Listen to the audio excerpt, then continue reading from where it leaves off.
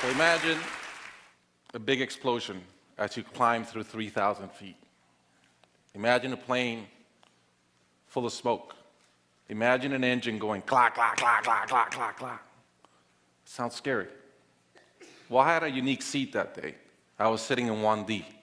I was the only one who could talk to the flight attendants.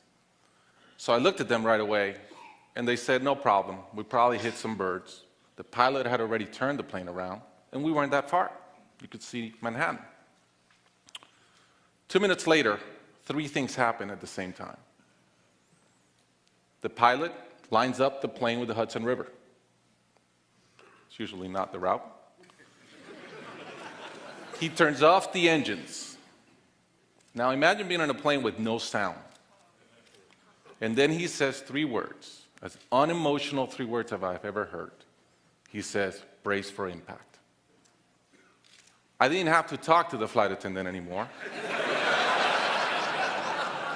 I could see in her eyes, it was terror. Life was over. And I want to share with you 3 things I learned about myself that day. I learned that it all changes in an instant. We have this bucket list, we have these things we want to do in life, and I thought about all the people I wanted to reach out that I didn't, all the fences I wanted to mend, all the experiences I wanted to have and I never did.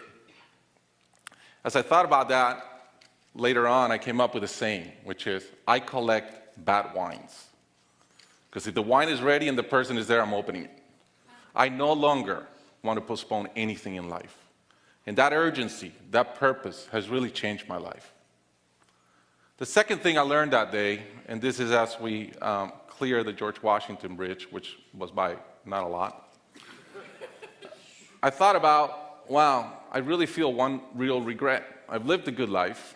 In my own humanity and mistakes, I've tried to get better at everything I've tried.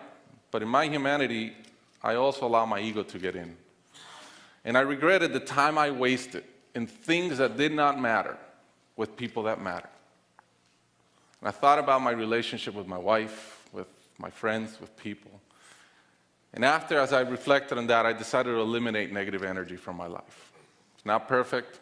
It's a lot better. I've not had a fight with my wife in 2 years. It feels great. I'm no longer trying to be right.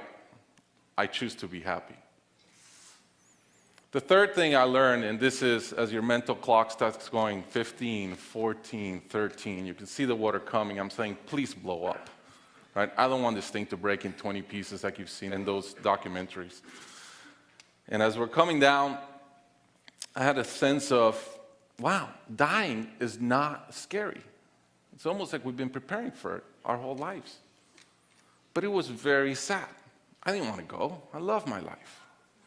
And that sadness really framed in one thought, which is, I only wish for one thing. I only wish I could see my kids grow up. About a month later, I was in a performance by my daughter, first grader, not much artistic talent, yet. And I'm bawling, I'm crying like a little kid. And it made all the sense in the world to me. I realized at that point, by connecting those 2 dots, that the only thing that matters in my life is being a great dad.